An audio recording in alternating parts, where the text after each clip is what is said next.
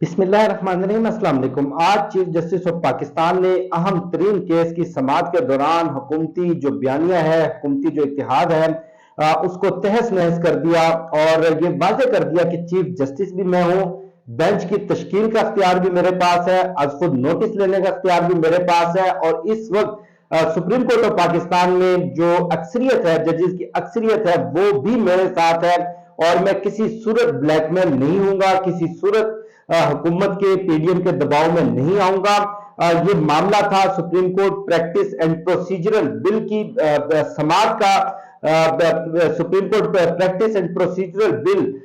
جو کہ chief justice of Pakistan کے جو آئینی اختیارات ہیں، بینچ کی تشکیل کے جو ایگزیکٹو اختیارات ہیں، اس کو نوٹس لینے کے اختیارات ہیں، ان اختیارات کے خلاف یہ قانون سازی کی گئی تھی، جس کو چیلنج کیا گیا ایڈوکیٹ طارق رحیم کی جانب سے، جس پر 8 رکنی بینچ تشکیل دیا گیا۔ اس 8 رکنی بینچ میں chief justice of Pakistan justice Umar Ata Bandial,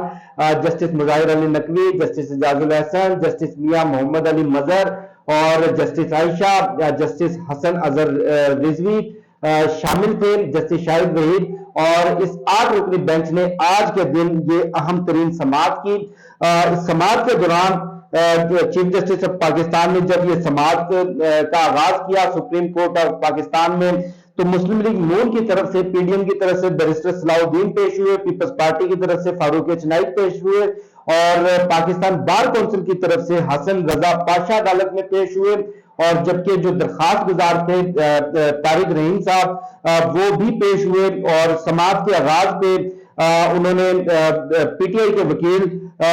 Tariq رحیم نے عدالت کو یہ بتایا کہ عدالتی اصلاحات کا بل اب قانون کا حصہ بن چکا ہے،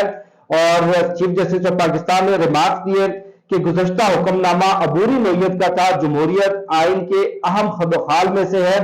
آزاد عدلیہ اور وفاق بھی آئین کے اہم خد و خال میں سے ہیں۔ دیکھنا ہے کہ عدلیہ کا جز، یعنی کہ عدلیہ کی جو آزادی ہے جس کو آئین نے یقینی بنایا ہے، کیا اس کو تبدیل کیا جا سکتا ہے، اور اس کے ساتھ ساتھ یہ بھی بتایا کہ عدلیہ کی آزادی بنیادی حق ہے، عدلیہ کی آزادی کے حوالے سے یہ مقدمہ منفرد نوعیت کا ہے، اور اس مقدمے میں فریقین کے سنجیدہ بحث کی توقع ہے۔ لارجر بینچ کو بہترین معاونت فراہم کرنا ہوگی، اور پاکستان میں اپنی نوعیت کا پہلا قانون ہے، ریاست کے تیسرے ستون کے بارے میں یہ قانون ہے۔ دوران سماعت تمام جو فریقین ہیں ان سے عدالت نے تحریری جواب اور تحریری دلائل طلب کیے، اور اس کے ساتھ ساتھ جو پارلیمانی کاروائی ہے، جس طرح سے 1 گھنٹے کے اندر اندر یہ قانون پارلیمنٹ سے، ایک ایسی پارلیمنٹ سے جس میں پاکستان کی سب سے بڑی اکثریتی جماعت جس کا حصہ نہیں ہے، جس کی کوئی اپوزیشن نہیں ہے، وہاں سے یہ قانون پاس کروایا گیا عدلیہ کی آزادی پر ڈاکہ ڈالنے کے لیے، تو وہ جو پوری پارلیمانی کاروائی تھی اس کا بھی ریکارڈ طلب کر لیا۔ اور اس کے ساتھ ساتھ چیف جسٹس آف پاکستان نے یہ بھی ریمارکس دیا کہ قانون سازی کے اختیارات سے متعلق وفاقی فہرست کی کچھ حدود و قیود بھی ہیں، فیڈرل لیجسلیٹو لسٹ کے سیکشن 55 کا بھی جائزہ لیں۔ یہ حقیقت تبدیل نہیں ہو سکتی کہ آزاد عدلیہ آئین کا بنیادی جزو ہے۔ الزام ہے کہ ملک کی تاریخ میں پہلی مرتبہ آئین کے بنیادی جز کی قانون سازی کے ذریعے خلاف ورزی کی گئی، یعنی کہ جو آئین پاکستان نے آئینی ترامیم اور قانون سازی کے حوالے سے ایک لسٹ جاری کی ہوئی ہے، اس لسٹ میں کچھ حدود و قیود ہیں کہ کوئی غیر شرعی قانون پاکستان میں پاس نہیں ہو سکتا، کوئی ایسا قانون جو بنیادی انسانی حقوق کے خلاف ہو وہ پاس نہیں ہو سکتا، جو آئین کے بنیادی ڈھانچے سے متصادم ہو۔ یہ ایک طویل فہرست ہے جس میں روکا گیا ہے، جس میں منع کیا گیا ہے کہ ان معاملات کے اوپر قانون سازی نہیں ہو سکتی۔ جس وقت سماعت چل رہی تھی، دوران سماعت پاکستان بار کونسل نے جسٹس مظاہر علی نقوی کو بینچ سے الگ کرنے کی استدعا کی، اور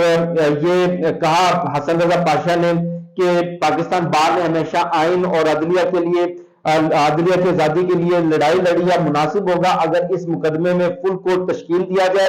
بینچ میں 7 سینئر ترین ججز شامل ہوں تو کوئی اعتراض نہیں کر سکے گا۔ بینچ کے 1 رکن کے خلاف 6 ریفرنس دائر ہوئے ہیں۔ اب یہ وہ ٹرننگ پوائنٹ تھا جس نے یہ جو پورا سیاسی ماحول بنا ہوا ہے، جو ایک لڑائی کی کیفیت ہے، پاکستان کی پارلیمان اور سپریم کورٹ کے درمیان اس اہم ترین اعتراض پر جو چیف جسٹس کا رد عمل تھا اس نے بہت ساری چیزیں واضح کر دی، بہت سارے معاملات کو کلیئر کر دیا کہ چیف جسٹس آف پاکستان نہ تو کسی دباؤ میں آئیں گے، نہ کسی کے سامنے جھکیں گے، اور نہ ہی وہ کسی طرح کوئی لچک دکھانے کے لیے تیار ہیں۔ اس اعتراض کے اوپر یعنی کہ جو پاکستان بار کونسل نے جسٹس مظاہر علی نقوی کی بینچ میں شمولیت پر اعتراض کیا اور فل کوڈ بنانے کی استدعا کی، اس پر چیف جسٹس آف پاکستان نے رد عمل دیا کہ 7 سینئر ججز اور فل کوڈ بنانا چیف جسٹس کا اختیار ہے۔ افتخار چودھری کیس میں عدالت نے قرار دیا ہے کہ ریفرنس صرف صدر مملکت ہی دائر کر سکتے ہیں، کسی جج کے خلاف ریفرنس بھی اس کو کام کرنے سے نہیں روک سکتا۔ سپریم جوڈیشل کونسل کی رائے آنے تک جج کو کام کرنے سے نہیں روکا جا سکتا۔ جسٹس قاضی فائز عیسیٰ کیس میں بھی عدالت نے یہی فیصلہ دیا تھا۔ سیاسی لوگ انصاف نہیں، من پسند فیصلے چاہتے ہیں، پک اینڈ چوز کے ذریعے من پسند بینچز کی تشکیل چاہتے ہیں، اور شکایات ججز کے خلاف آتی رہتی ہیں، مجھ سمیت سپریم کورٹ کے اکثر ججز کے خلاف شکایات آتی رہتی ہیں۔ سیاسی معاملات نے عدالت کے ماحول کو آلودہ کر دیا ہے، بہت پلیوٹڈ کر دیا ہے، اور انتخابات کے مقدمے میں بھی کچھ ججز کو نکال کر فل کورٹ بنانے کا مطالبہ کیا گیا تھا۔ سپریم کورٹ کے ججز کا فیصلہ عدالت کا فیصلہ ہوتا ہے، ہر ادارہ سپریم کورٹ کے احکامات پر عمل درآمد کا پابند ہے۔ اور اس کے بعد جو پاکستان بار کونسل کے نمائندے حسن رضا پاشا تھے، ان کو مخاطب کرتے ہوئے چیف جسٹس نے ریمارکس دیے کہ پاشا صاحب آپ نفیس آدمی ہیں، اپنے ارد گرد سے معلوم کروائیں کہ آپ کے لوگ کس کو فل کورٹ کہتے ہیں۔ حسن رضا پاشا نے کہا کہ وکلا کے تحفظات سے عدالت کو آگاہ کر دیا ہے، اور جس پر چیف جسٹس آف پاکستان نے ان کی فل کورٹ بنانے کی استدعا کو ریکویسٹ کو مسترد کر دیا، اور یہ کہا کہ سپریم کورٹ بار نے ادارے کا تحفظ کرنا ہے، ججز نے آنا ہے اور چلے جانا ہے، لیکن بار کونسلز نے یہیں موجود رہنا ہے۔ اور اس کے بعد اٹارنی جنرل آف پاکستان نے جو ایک اسٹے آرڈر جاری کیا گیا تھا اس قانون پر عمل درآمد روکنے سے متعلق ایک حکم امتناعی جاری کیا گیا تھا، اس حکم امتناعی کو واپس لینے کی استدعا کی، جس پر چیف جسٹس نے کہا کہ پہلے سمجھا تو دیں کہ قانون ہے کیا اور کیوں بنا، جس پر اٹارنی جنرل نے کہا کہ عدالت بینچ بڑھانے پر غور کرے، یعنی کہ اسی بینچ میں مزید ججز کو شامل کرنے پر غور کرے، جس پر چیف جسٹس آف پاکستان نے کہا کہ بینچ کی تعداد کو کم بھی کیا جا سکتا ہے۔ اس پر جو اٹارنی جنرل ہے وہ بالکل خاموش ہو گئے۔ اب یہ جو سماعت ہے اس کو 8 مئی تک ملتوی کر دیا گیا۔ تمام فریقین سے جو تمام درخواست گزار ہیں جن کو نوٹس جاری کیے گئے، تمام اداروں سے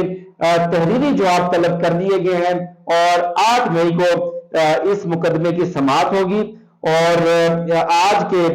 یہ جیسے کہ میں نے آپ کو ڈیٹیل بتائی کہ چیف جسٹس آف پاکستان نے یہ 2 ٹوک انداز میں بتا دیا کہ حکومتی جو بیانیہ تھا، پی ڈی ایم کا جو بیانیہ تھا، پی ڈی ایم کا جو ایک عدالتوں پر حملہ آور تھی کہ چیف جسٹس کو کسی طرح سے دباؤ میں لے آئیں گے، سپریم کورٹ کو دباؤ میں لے آئیں گے، تقسیم کر دیں گے، ان کی